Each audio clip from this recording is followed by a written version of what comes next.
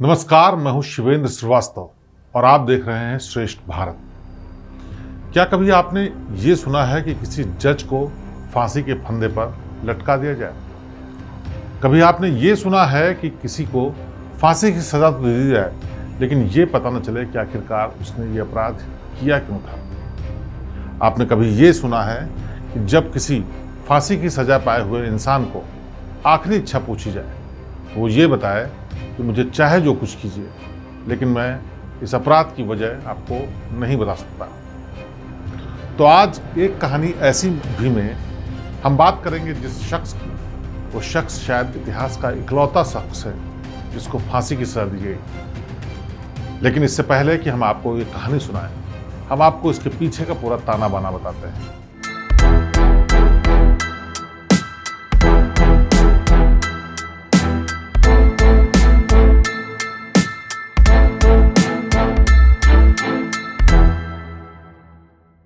ये बात है साल 1969 यानी 1969 की।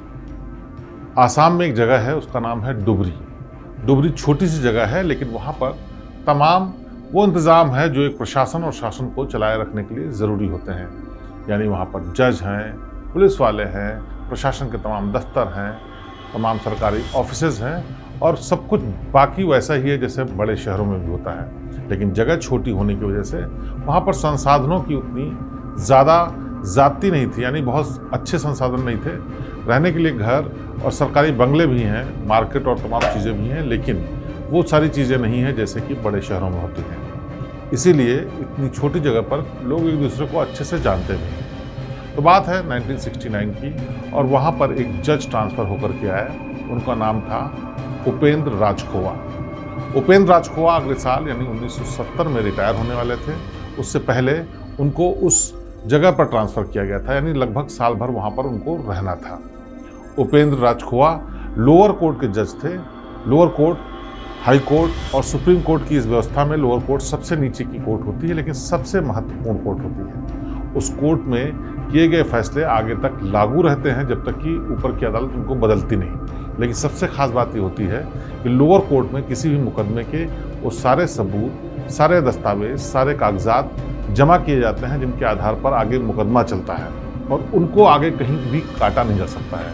यानी सबसे छोटी कैटेगरी का, चाहे भले ही अदालत हो, लेकिन सबसे मजबूत जगह होती है जहां पर दिए गए सबूत अंत तक काम आते हैं, यानी सुप्रीम कोर्ट तक काम करते हैं। उपेंद्र राजखोवा इसी कोर्ट यानी लोअर कोर्ट के जज थे और ट्रांसफ़र होकर के डुबरी जैसी जगह पर आए थे। जब वो वहाँ पहुँचे तो उस वक्त वहाँ पर उनके लिए बंगला खाली नहीं था, लिहाजा उनको काफ़ी दिनों तक एक सर्किट हाउस में किराए पर रहना पड़ा, जिसका किराया सरकार देती थी। और ये सरकारी व्यवस्था होती है जिसमें तमाम अधिकारी जो ट्रांसफ़र होते हैं, अगर सरकारी बंगला खाली नहीं होता है तो उनको रहने के लिए फौरी तौर पर कोई जगह दी जाती है। तो फिलहाल वो सर्किट हाउस में रह रहे थे। उनका परिवार जो था वो गुवाहाटी में रहता था और गुवाहाटी में उनके परिवार में उनकी पत्नी और 3 बेटियाँ थीं।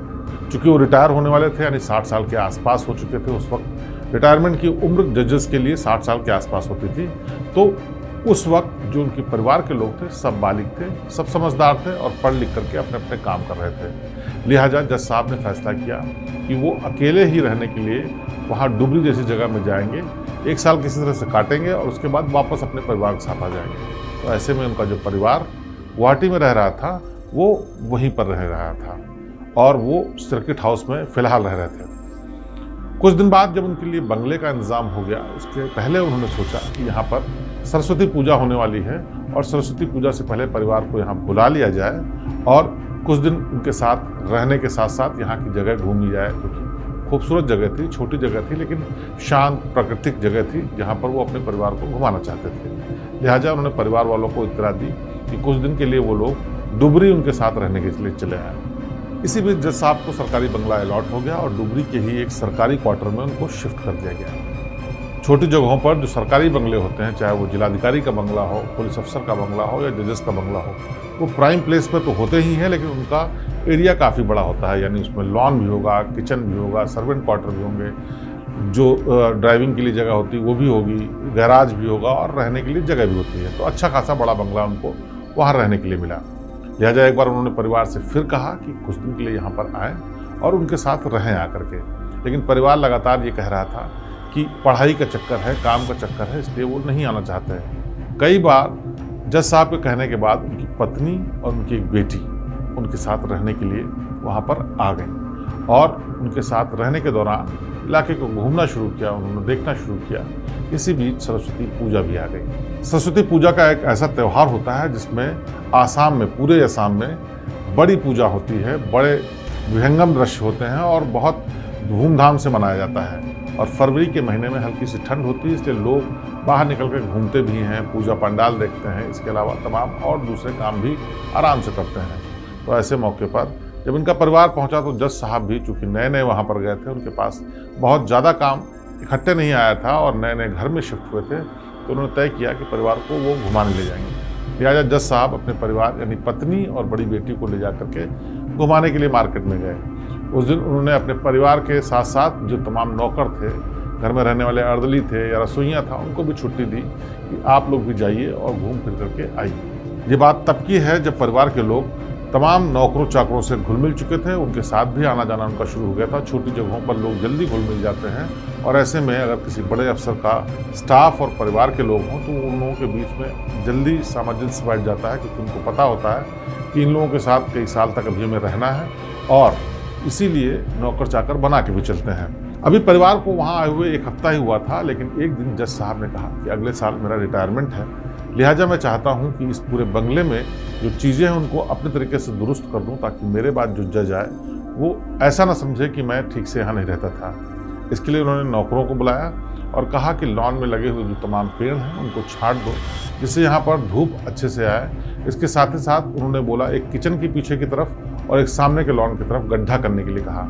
जब गड्ढा करने के लिए कहा तो नौकरों ने कहा कि गड्ढा करने की क्या ज़रूरत है साहब। ऐसे में जज साहब ने उनको जवाब दिया कि दरअसल यहाँ पर पेड़ जो लगे हुए हैं बहुत पुराने लगे हुए हैं, वो चाहते हैं कि जब नए जज आए तो उनको स्वागत अच्छे से हो, इसीलिए वो चाहते हैं कि विशेष रूप से कुछ पौधे लाना चाहते हैं और यहाँ लगाना चाहते हैं। जब वो रिटायर होकर के यहाँ से जाएंगे उसके बाद नए जब जज आएंगे तो उनको देख करके अच्छा लगेगा, लिहाजा वो चाहते हैं यहाँ पर बड़े बड़े 2 पेड़ लगवाए जाएँ। ये कह करके उन्होंने नौकरों से 2 जगह पर वहाँ पर गड्ढे खुदवाए। हालांकि उनकी पत्नी ने मना किया कि ये सब करने की क्या ज़रूरत है, लेकिन फिर भी उन्होंने कहा कि नहीं, घर की सुंदरता बढ़ाने के लिए किया जाना जरूरी है, इसीलिए वो गड्ढा खुदवाना चाहते हैं। बहरहाल जज साहब के आदेश पर नौकरों ने 2 गड्ढे खोद दिए और उसके बाद वो अपने घर चले गए।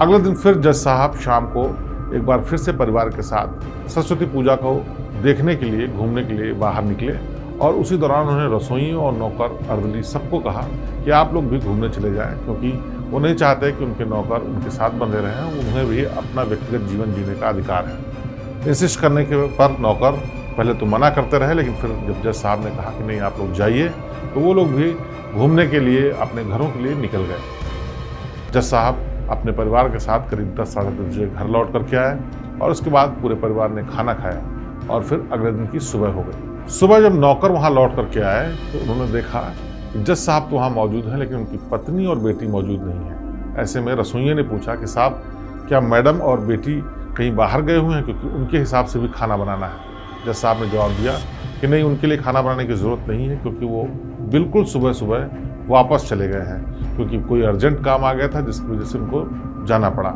ऐसे में नौकर ने भी कहा कि अगर उन्हें वापस जाना था तो बता देते, गाड़ी ड्राइवर तमाम इंतज़ाम हो जाता, लेकिन वो अचानक से चले गए हैं, ऐसे में आपने हमें सेवा का मौका नहीं दिया। जज साहब ने कहा नहीं, अर्जेंसी इतनी ज़्यादा थी कि किसी को बुलाने की ज़रूरत नहीं थी, मैंने खुद ही उनको गाड़ी से छोड़ दिया है और वो वापस दिल्ली चले गए हैं, दिल्ली उनको किसी काम से जाना है। नौकरों को थोड़ी सी आशंका हुई, लेकिन उन्होंने जज साहब से कोई बहस नहीं की और उनकी बात मान करके काम पे अपने चले गए। लेकिन कुछ देर बाद उनके रसोइये ने देखा कि जो जज साहब ने 2 गड्ढे खुदवाए थे उनमें से एक गड्ढे को बंद कर दिया गया है। जब ये हुआ तो जज साहब से उसने फिर से पूछा कि जज साहब आपने इस गड्ढे को खुदवाया था लेकिन इसको बंद कर दिया गया, आखिर वजह क्या है?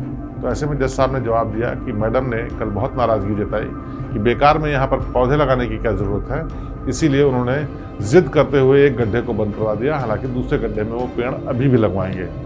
हालांकि ये घटना उन नौकरों के सामने हुई थी, उनको शक भी हो रहा था, लेकिन इस बात पर नौकर चुप हो गए कि कल मैडम इस बात के लिए लड़ तो रही थी, बहस तो कर रही थी, लिहाजा हो सकता है जज साहब जो बोल रहे हों वो बात सच हो, और उसके बाद वो अपने काम में लग गए। अब इस घटना के 3-4 दिन गुजर चुके थे। जज साहब अपने काम पर जाना शुरू कर चुके थे, नौकर अपने काम करते थे और वक्त बीतता जा रहा था। अचानक से एक दिन जज साहब ने कहा कि यहाँ मेरे रिटायरमेंट में कुछ और अभी वक्त बाकी है और उससे पहले मैं चाहता हूँ कि मेरे दोनों बच्चे भी इस जगह को देख लें, लिहाजा उनको बुलाना चाहता हूँ। इस पर नौकरों ने कहा, हाँ बेशक साहब, आपको बुलाना चाहिए। और ये बात सुनने के बाद जज साहब ने फिर से एक बार अपने दोनों बेटियों को फ़ोन किया जो कि सिलीगुड़ी में रिश्तेदारों के साथ रहती थी। उनको कहा कि वो लोग भी यहाँ पर कुछ दिन के लिए आ जाएं ताकि वो लोग भी ये जगह देख लें। लेकिन बेटियों ने कहा कि उनके इम्तिहान होने वाले हैं, उन्हें अपना काम है, लिहाजा वो नहीं आ सकते। रिश्तेदारों ने भी कहा कि ऐसी क्या ज़रूरत है, अभी आपकी बड़ी बेटी और पत्नी वहाँ पर हैं, इन दोनों बेटियों को बुलाने की ज़रूरत नहीं है, आप फिर कभी वो लोग आ जाएंगे। लेकिन पिता ने यानी जज ने फिर से जब इंसिस्ट किया तो 1 हफ्ते के बाद दोनों बेटियाँ वहाँ पर पहुँच गईं। ये भी फरवरी का महीना था, लेकिन साल था 1970। जज उपेंद्र राजखुआ रिटायर हो चुके थे, लेकिन सरकारी सिस्टम में व्यवस्था होती है कि अगर कोई बड़ा अधिकारी रिटायर होता है तो उसको कुछ दिन रहने के लिए बंगला दिया जाता है ताकि वो अपने सामान को शिफ्ट कर सके, अपना दूसरा इंतज़ाम कर सके। लिहाजा करीब महीना भर हो जाने के बावजूद भी जज साहब अपने सरकारी बंगले में ही रह रहे थे। इसी बीच उन्होंने अपने परिवार की दोनों बेटियों को भी वहाँ पर बुला लिया। फिर वही सिलसिला, बेटियाँ जब पहुँची तो बेटियों ने पूछा कि आखिरकार माँ और बड़ी बहन कहाँ है। उन्होंने कोई बहाना बनाया, कहा कि दिल्ली इनको अचानक से जाना पड़ गया और वो वहाँ पर हैं, लिहाजा वो लोग यहाँ पर रहें।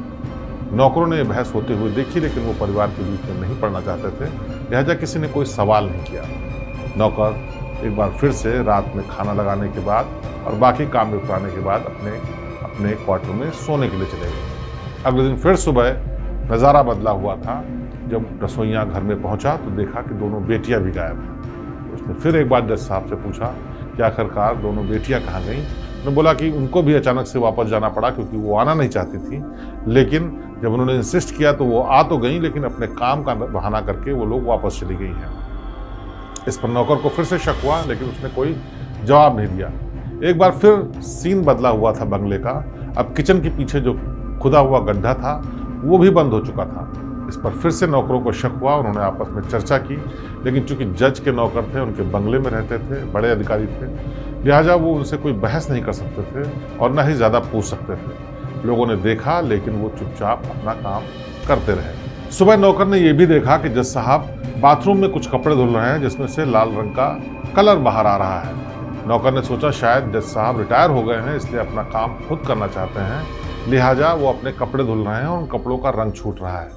लेकिन जब रंग ज़्यादा आते दिखा तो उसने दूसरे नौकर को बताया कि जज साहब ने आखिर पता नहीं क्या कर दिया है कि कपड़ों से इतना रंग निकल रहा है। दोनों ने देखा और दोनों को शक हो गया, लेकिन दोनों ने अपना मुंह बंद रखा, इसलिए क्योंकि मामला एक बड़े अधिकारी, बड़े जज का था और ऐसे में अगर अर्दली और नौकर कोई आवाज़ उठाते तो शायद वो फंस सकते थे। लिहाजा उन लोगों ने चुप रहने में ही अपनी भलाई समझी, लेकिन वो अंदर ही अंदर समझ चुके थे कि यहाँ कुछ गड़बड़ ज़रूर हुआ है।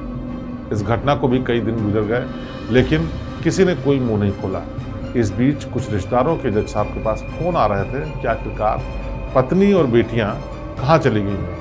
तो जज साहब किसी को कुछ बहाना बताते, किसी को कुछ बहाना बताते, लेकिन असली वजह किसी को भी नहीं पता चल रही थी। अब जज साहब को वहाँ रहते हुए काफ़ी वक्त गुजर चुका था, बंगला खाली करने का मौका आ चुका था, वो गड्ढे पट चुके थे, ग्रीनरी आ चुकी थी, पूरा लॉन सज चुका था। रिटायरमेंट होने के बाद जज साहब ने अकेले ही पूरा मकान शिफ्ट कर लिया और उन्होंने बताया कि वो अब दिल्ली अपने परिवार के पास जाएंगे पहले, फिर उसके बाद सिलीगुड़ी में ही सारा परिवार एक साथ रहेगा। लिहाजा वो सारा सामान समेट करके वहाँ से निकल गए और इसको देखते देखते महीनों बीत गए। लेकिन अचानक एक घटना ने सबका सिर चकरा दिया। दरअसल हुआ क्या कि उनके साथ रहने वाला एक नौकर जयप्रकाश वहीं पास सिलीगुड़ी में ही रहता था और सिलीगुड़ी में एक दिन शाम को उसने देखा कि जज साहब सामने से चले आ रहे हैं। उसने लपक के जज साहब से पूछा कि आखिरकार वो यहाँ क्या कर रहे हैं। तो उन्होंने बताया कि वो उनका खुद का यहाँ सिलीगुड़ी का घर है और वहाँ आए थे, लेकिन रुके हुए एक होटल में है। तो जज साहब से उसने पूछा कि जब आपका घर है तो यहाँ क्यों रहने आए हैं। उन्होंने कुछ पारिवारिक विवाद का बहाना बनाते हुए कहा कि नहीं, वो होटल में रुके हैं, लेकिन 1-2 दिन उनके साथ रुकना चाहते हैं, यानी जयप्रकाश के साथ रुकना चाहते हैं। ये सुन करके जयप्रकाश को बड़ी हैरानी हुई, लेकिन चूंकि वो उनके बॉस रह चुके थे, जज साहब उनके साहब रह चुके थे, इसलिए उसने मना नहीं किया। जज साहब जयप्रकाश के घर में सिलीगुड़ी में 3 दिन रहे और उस दौरान उन्होंने बताया कि वो यहाँ के एक होटल शिवाय में रुके हैं और वहीं पर उनका कमरा था, लेकिन अब वापस जाकर के दिल्ली चले जाएंगे। ये बात जयप्रकाश ने याद तो रखी, लेकिन किसी से कही नहीं। इधर जयप्रकाश भी छुट्टियों पे गया हुआ था अपने घर सिलीगुड़ी, और उसके बाद वापस लौट करके फिर डुबरी में आया, जहां अब एक नए साहब रहने के लिए आ चुके थे। उसने साहब से अपनी कुछ बातें तो बताई, लेकिन इतनी हिम्मत नहीं हुई कि डिटेल में सारी बातें बताई। लेकिन एक दिन एक शख्स वहां पर आया, जिसको देखने के बाद उसकी हिम्मत बढ़ी और उसने सारी बात बता दी। दरअसल ये शख्स था उपेंद्र राजखोवा, यानी जज साहब का सगा साला, जो कि एक पुलिस का बड़ा अधिकारी था। और वो कई दिन से परेशान था कि आखिरकार उनकी बहन और उनकी भांजियाँ कहाँ गायब हो गई। इस बारे में कई बार जज साहब को फ़ोन कर चुका था, लेकिन जज साहब का फ़ोन मिलता नहीं था, इसलिए उसके पास कोई और चारा नहीं था। तो वो डुबरी के उसी आवास में पहुंच गया जहां का आखिरी पता उसको पता था, और वहां पहुंचकर उसने नए वाले जज से पूछा कि आखिरकार उपेंद्र राजखोवा जी कहाँ हैं। ऐसे में नए जज के परिवार वालों ने बताया, क्योंकि जज साहब कोर्ट में थे, उन्होंने बताया कि वो यहाँ इससे पहले रहते तो थे, लेकिन उन्हें पता नहीं है। उस वक्त जयप्रकाश, जो नौकर पहले था, वो उस बंगले में अब भी काम करता था। उसने उस शख्स को देखने के बाद कहा कि वो इस बारे में कुछ जानकारी दे सकता है, लेकिन उसको कोई नुकसान नहीं पहुंचना चाहिए। जब काफ़ी देर के बाद उसने ये सारी सिलसिलेवार बात बताई, तो उन्होंने जज साहब के साले को बताया कि अभी कुछ दिन पहले उनको सिलीगुड़ी में उसने देखा था, और बाकायदा उनके घर में भी रुके थे, और होटल लेकर के रहने के बावजूद भी उसके घर में क्यों रुके थे वो ये नहीं जानते। लेकिन फिलहाल वो सिलीगुड़ी के शिवाय होटल में रुके थे, लिहाजा उनको वहाँ पर जांच करनी चाहिए। अब जब साहब के साले सिलीगुड़ी आनंद फान में पहुँचे, क्योंकि उनकी बहन, उनकी तीनों भांजियाँ और जज साहब सब गायब थे, और उनका कोई अता पता नहीं था। फ़ोन नंबर लग नहीं रहा था, जानकारी मिल नहीं रही थी, लिहाजा वो सिलीगुड़ी के उस होटल में पहुँचे जिसका नाम था शिवाय होटल के रजिस्टर को देखने के बाद पता चला कि करीब 15 दिन से उपेंद्र राजखोवा नाम के वो जज वहाँ पर रह रहे हैं। रिसेप्शन पर पहुँचने के बाद जब उन्हें पता लगा कि इस वक्त भी जज साहब कमरे में मौजूद हैं, तो उन्होंने आनंद फानन में पुलिस को फ़ोन किया, और पुलिस को फ़ोन करने के बाद कमरे के दरवाजे पर पहुँच गए। जैसे ही कमरे के दरवाजे को दस्तक दिया, दरवाज़ा खुद उपेंद्र राजखोवा यानी जज साहब ने खोला। अपने साले को सामने देखते ही वो एकदम घबरा गए, अचकचा गए, लेकिन अपने आप को संभालते हुए बोले कि अंदर आइए, अंदर बैठ के बात करते हैं। ऐसे में साले ने पूछा कि आखिरकार उनकी बहन यानी जज साहब की पत्नी और उनकी तीनों बेटियां कहाँ हैं। तो उन्होंने कहा वो नाराज़ होकर के दिल्ली चली गई हैं और दिल्ली में रहती हैं, इसीलिए उनसे बात नहीं हो पा रही है। इस पर साले साहब ने कहा कि दिल्ली में जहाँ भी हो वहाँ वो संपर्क करना चाहते हैं। लेकिन फिर उन्होंने बात बदल दी, उन्होंने बताया कि अपने दोस्त के यहाँ गई हैं। फिर उन्होंने बात बदल दी, कहा कहीं घूमने गई हैं। फिर उन्होंने बताया कि जहाँ भी गई हैं उनका नंबर नहीं है। यानी बहानेबाजी का एक लंबा सिलसिला चलता रहा, और बार बार के सवालों के बाद जज साहब ये नहीं बता रहे थे कि आखिरकार वो लोग असलियत में हैं कहाँ। जब इस पर बहस बढ़ गई और उनके साले ने लगातार बहस करनी शुरू की, पुलिस ने भी पूछताछ शुरू की, तो थोड़ी देर बाद जज साहब ने कहा कि जो कुछ भी है वो मुंह से नहीं बताना चाहते, वो हाथ से कागज़ पर लिख करके देंगे। आनंद फानन में वहाँ पर एक कॉपी और पेन का इंतजाम किया गया, जिस पर जज साहब यानी उपेंद्र राजखोवा ने लिखा। वो कहानी बेहद हैरान करने वाली थी। उन्होंने कागज़ पर लिख करके बताया कि उनकी पत्नी और बेटी वहाँ पर आई थी, जहाँ पर वो घूमने के लिए गए थे, लेकिन अचानक उनकी पत्नी और बेटी ब्रह्मपुत्र नदी के पास फॉल में गिरने की वजह से उनकी मौत हो गई, और वो नदी में बह गए। लिहाजा उनकी लाश के बारे में उनको नहीं पता है, उनकी मौत हो चुकी है। उन्होंने पहली बार ये स्वीकार किया कि उनकी पत्नी की मौत हो चुकी है। जब उनसे पूछा गया कि बाकी की दोनों छोटी बेटियों का क्या हुआ, तो उन्होंने वही कहानी दोहराई कि जब वो दोनों बेटियां आईं तो पहले वो नहीं चाहते थे पत्नी और बड़ी बेटी के बारे में बताने को, लेकिन जब उन्होंने बताया और उनको दिखाने के लिए ब्रह्मपुत्र नदी के पास ले गए, तो दोनों बेटियों ने भी कूदकर अपनी जान दे दी। यानी चारों लोगों ने जान दे दी, और उसमें जज साहब का कोई रोल नहीं है। ये कहानी इतनी हैरान करने वाली थी, ना यकीन करने वाली थी, कि पुलिस समेत उनके साले साहब ने इसको नकार दिया। फिर बात तय हुई कि सख्ती से इस पर पूछताछ की जाए। काफ़ी देर की कोशिश के बाद, परिवार वालों से बातचीत कराने के बाद, जज साहब ने कहानी फिर से बदल दी, और अब जो कहानी बताई वो बेहद हैरान करने वाली थी। जज साहब ने लेकिन इस बार भी सही कहानी नहीं बताई। उन्होंने इस बार भी घुमा फिरा करके मामला इस तरफ लाने की कोशिश की कि तीनों बेटियों ने और पत्नी ने अपनी जान आपसी झगड़े में दे दी है। यानी उसमें फिर जज साहब का कोई रोल नहीं था, लेकिन उन्होंने जान दे दी है। अब सारे पुलिस वाले, उनके साले साहब, सारे लोग बहुत ही हैरान थे कि आखिरकार इस मामले का खुलासा क्या किया जाए। दरअसल मामला एक जज का था, इसलिए पुलिस किसी तरह की सख्ती नहीं कर सकती थी। कानून के दायरे में ही हर चीज़ होनी थी, पूछताछ भी, और किसी भी तरीके से जब तक सबूत ना मिले या फिर कोई एक्सेप्टेंस ना हो तब तक इस मामले में कोई एक्शन नहीं लिया जाता था। आला अधिकारियों से जिक्र किया गया, उनसे सलाह मशवरा लिया गया, उनके निर्देश पर आखिर तय ये किया गया कि शक के आधार पर और जिस तरह के माहौल, जिस तरह का सबूत मिल रहे हैं उसके आधार पर फिलहाल जज साहब को हिरासत में ले लिया जाए। हिरासत में लेने के बाद कुछ एक पुलिस वालों ने सख्ती से पूछताछ की। जब सख्ती से पूछताछ की तो जज साहब टूट गए। उन्होंने जो कहानी बताई वो अब बेहद हैरान करने वाली थी। दरअसल जज साहब ने बताया कि हर एक चीज़ का वो सबूत दे देंगे, लेकिन इस पूरे मामले में क्या क्यों किया गया वो कुछ नहीं बताएंगे। बहरहाल पुलिस चाहती थी कि मामला खुले, इसलिए उनकी इस बात को मानते हुए पुलिस वाले जज साहब को लेकर के उनके डुबरी वाले बंगले पर गए। बंगले में जाते ही उन्होंने इशारा किया कि यहाँ पर जो 2 ताजे बने हुए गड्ढे हैं जिनको मिट्टी से पाट दिया गया है और जिन पर अब घास आ गई है, वो दरअसल उनकी बेटियों और पत्नी की कब्र है, यानी इसी के भीतर इन लोगों को दफनाया गया था। सबसे पहले किचन वाले पीछे की तरफ गड्ढे को खोदा गया, उसमें उनके दोनों बेटियों के सड़े गले हुए शव मिले और फिर सामने वाले गड्ढे को खोदा गया जिसमें उनकी पत्नी और बड़ी बेटी का शव मिला। लेकिन आखिरकार सबके मन में सवाल ये था कि जज साहब ने अपनी तीनों बेटियों और पत्नी की हत्या की क्यों। इस सवाल का जवाब जब तक नहीं मिलता, तब तक मोटिव क्लियर नहीं होता, तब तक ये भी तय नहीं होता कि आखिरकार एक जज जो सालों साल न्याय करता रहा, करीब 35-40 साल उसने अदालत में बैठकर लोगों की किस्मत का फैसला किया, सही गलत का ज्ञान दिया, वो ऐसी हरकत कैसे कर सकता है और उसके पीछे क्या इतनी बड़ी वजह थी। मामला एक जज से जुड़ा हुआ था और इतना हीनियस क्राइम था, देखते ही देखते जैसे एक खबर फैली, लोगों में चर्चा का विषय बन गया कि कैसे एक जज ने अपने पूरे परिवार को खत्म कर दिया। अब सबके मन में यही सवाल था कि आखिरकार इतनी कौन सी बड़ी वजह हो गई जिसकी वजह से इस जज ने अपने पूरे परिवार को खत्म कर दिया। सब कोई बस यही जानना चाहता था। अखबारों में खबरें छप रही थी, तरह तरह के कयास लगाए जा रहे थे, लोग अपनी तरफ से अंदेशा जता रहे थे कि इस वजह से होगा। किसी ने चरित्र पर सवाल उठाया, किसी ने झगड़े को, किसी ने विवाद को, किसी ने प्रॉपर्टी को, किसी ने परिवार के और दूसरे मुद्दों को उठाया, लेकिन कोई अभी तय नहीं कर पा रहा था कि कारण वजह क्या है। पुलिस ने इस मामले में जांच शुरू की और पुलिस ने लगातार पूछताछ भी शुरू की, लेकिन हैरानी की बात यह है कि पुलिस की तमाम पूछताछ के बाद भी जज ने ये नहीं बताया कि आखिरकार उन्होंने अपनी पत्नी और बच्चों की हत्या क्यों की थी। अब पुलिस एक तरफ अपनी जांच कर रही थी, जज साहब को जुडिशियल कस्टडी में जेल भेज दिया गया था और अदालत में मामला शुरू हो चुका था। ये महीना था अगस्त 1970 का, जब उनके खिलाफ मुकदमा शुरू हुआ और उसकी जांच शुरू हुई। लेकिन सबसे बड़ा कारण क्या था, क्या मोटिव था, ये पता करना था, लेकिन अभी तक किसी को कोई कारण पता ही नहीं चल पा रहा था।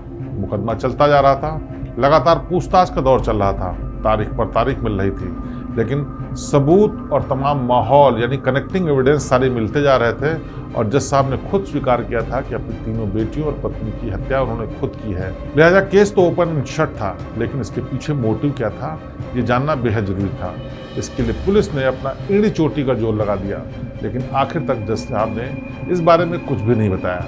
वक्त गुजरता जा रहा था, पुलिस ने इस मामले में लोअर अदालत से दरख्वास्त की कि इस पूरे मामले में सख्त से सख्त सजा दी जाए, क्योंकि न सिर्फ ये हीनियस क्राइम है बल्कि ये जज की तरफ से किया गया एक ऐसा जघन्य अपराध है जो लोगों के लिए नज़ीर बनना चाहिए।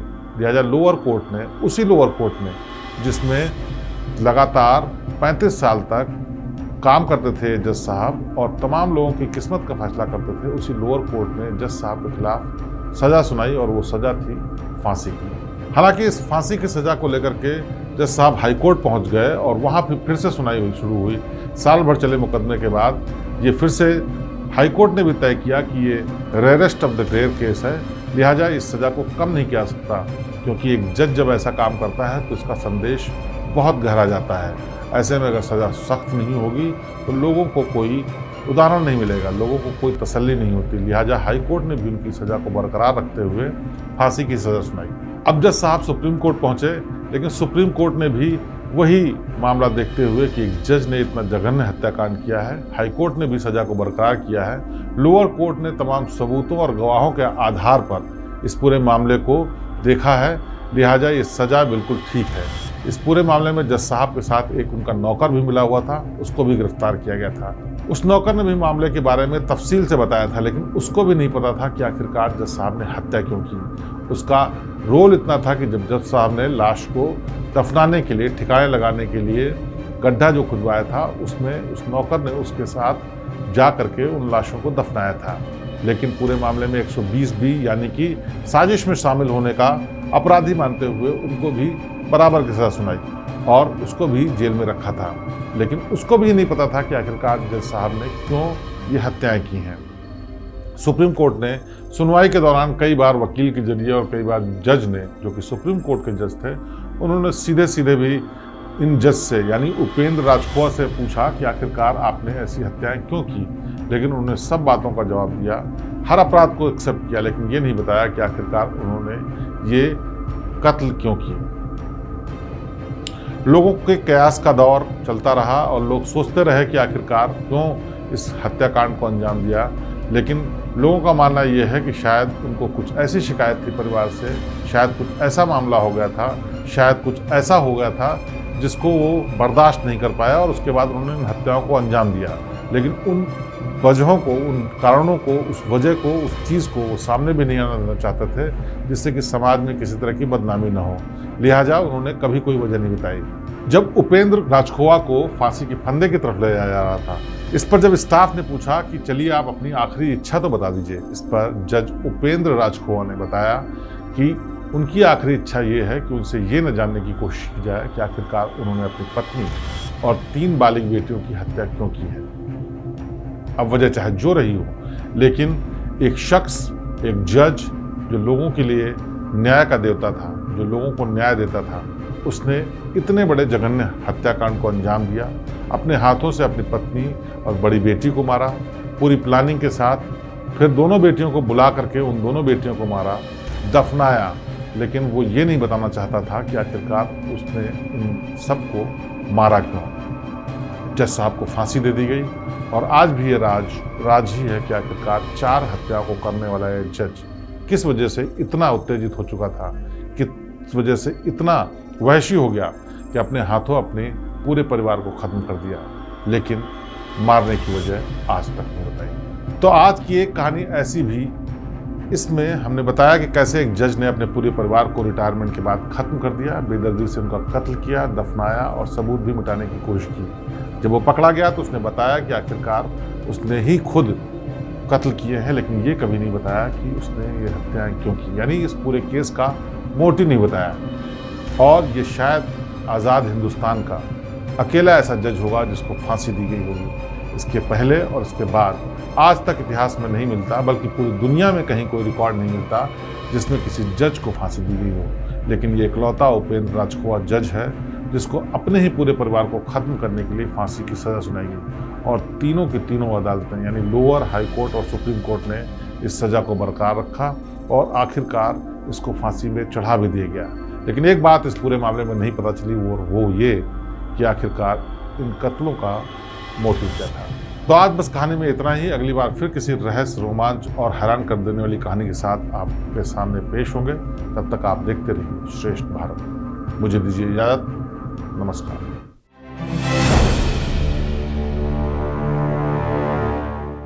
श्रेष्ठ उत्तराखंड पर खबरों से जुड़े रहने के लिए चैनल को सब्सक्राइब करें, बेल आइकन दबाएं और देखते रहें श्रेष्ठ उत्तराखंड।